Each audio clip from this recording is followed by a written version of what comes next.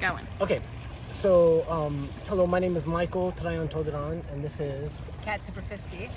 And we are here a couple years, 3+ years at where the documentary SUPERFISKY started.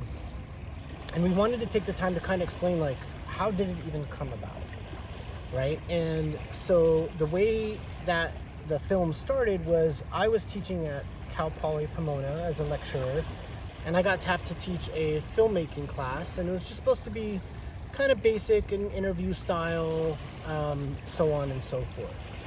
And we were interviewing different people in our field of landscape architecture and sister disciplines. And one of the students was, "You should meet Cat SUPERFISKY." And I said, "Sure."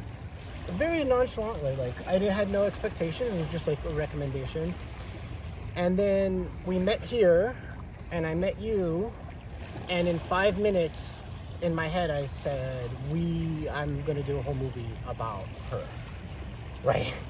And we did the interview. We went across the way to where? The Bowtie Parcel. To the Bowtie Parcel. My favorite open space in LA. And I didn't even tell you yet my master plan. And we did the interview, and afterwards I was like, "We're going to do a whole movie about you." And you were like, "No, we're not." What did that feel like to you? I mean, it felt very weird because for me, I was just head down doing the work I was doing and had never thought about how much it should be communicated out to the greater world. And so, yeah, I was, fine being like a 5-second or 5-minute clip of like, oh, okay, here's the sound bite. But to think about having an entire movie be made about the work I was doing definitely made me look in the mirror and be like, whoa, that's crazy. But then it helped me to recognize, again, it's not about me, it is about the work and about helping to share this beautiful resource of the LA River and then all the other beautiful resources that we have in LA that we can be addressing as, landscape designers, as urban ecologists, as people who are living and working in these spaces. And the reason why it's called SUPERFISKY is because it's a sweet last name. It's a sweet last name as a filmmaker and as an artist. So first-time filmmaker, I should say. I think I've evolved a lot in the last 3 years just from this movie and other projects that I've been on, but I wasn't a filmmaker at the time, right? But I was an artist, and I had been doing art projects for, decades. And I knew there's been muses in my life that I've let go because I was timid and young and insecure, and I met a muse, and I was like, no, I'm not letting this one go. I know that this is special. Like, I fell in love with you. I fell in love with your essence, your story, what you're trying to do, and I was like, I'm gonna tell this story, right? And I had to tell the students, I had to tell the department head, like, this is the direction we're going. And everyone's like, you're crazy. But I knew this is where that Serbian stubbornness comes in, like, and the artist integrity to myself was like, this is the right move. And I don't regret it, and I still see it, and I know when people see the movie, they're gonna understand why as well.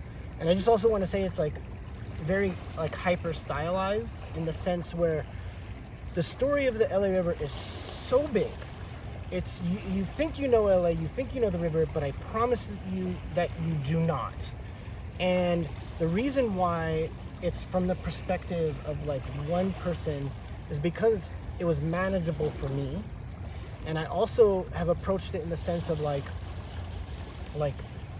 a very tight human relationship, right? So it's manageable for me as a first-time filmmaker and very stylized, and I removed myself completely from the movie, and I stand by that choice. And I think there's 100 different ways to tell the story of the LA River, and this is the path that meaning you, is the path, the tertiary waterway, right, to the bigger story. Yeah. And again, I'm very, very happy to be a part of it. And I hope that other people find my story and my love of something like this to be as interesting as I find it to be, living day in and day out. Right. But it wasn't an easy path, right, for us? No, definitely. No.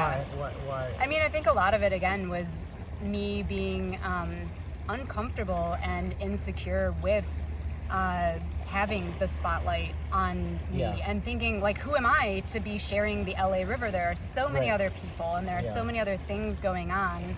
But as you were saying, like, to recognize that sometimes is too overwhelming. And so to allow somebody to see the river through the eyes and through the experiences and through the work of an individual can help make it a more kind of easy connection to that and something easier to understand. So I had to, again, flip it in terms of being like, well, who would care about why I moved across the country for the LA River and what I'm doing here for it, to like, oh, that could actually help inspire other people to either care about this place and or to do similar things in their own lives. And I think what's important to note too is like, you know, I was probably one of the first people in LA to be like, Kat, you're special. And since then there's been a lot of other people, right? So it's not like if I was the only one and then 3 years later still it was like that, it'd be like, all right, Mike, you're off. But more and more people have been like, no, you're doing something good. And I know this is like a little uncomfortable, that like Midwestern like sensibility. I was gonna say it's my Midwestern sense of where I'm like, that's also the beauty of it, because we are in LA, we are in La La Land, and there's so many people just striving for attention, striving and like to dying to have a movie made about them, and you're not. And here I come along and be like, this is what we're doing. But that goes into the whole like reluctant leader type thing, right? Like that's who you want to lead these projects, as somebody who's like, no, I'm just doing the work. And then like here I am like showing the world, like look at what somebody's doing. And my intention is that I want to, so there's not going to be a call to action in the movie. The movie itself is a call to action. I'm going to show your story. I'm going to show how you see the river. I'm going to show how you think about it. We talk about the history of it, where there's all kinds of things. And then people should, at that point, look at where they're at in the world and be like, well, look at my backyard. What can we do? Yep. How can one person kind of, and I've stayed true to that, and I feel like it's very pure in that sense. And that's why I can't wait to see more of it, and I can't wait for other people to get a window into the world of it too. Yeah. So, I don't know, is there anything else? I think that's it. From your end, is there anything else you think? That's great. Should we do a hug? I think so. Kat, oh my god. This is great. This all worked out. Too bad we can't hug the river too. I know, we can. I know, we could just jump in right now. I don't know. Take off our tops. All right. Cool. Thanks.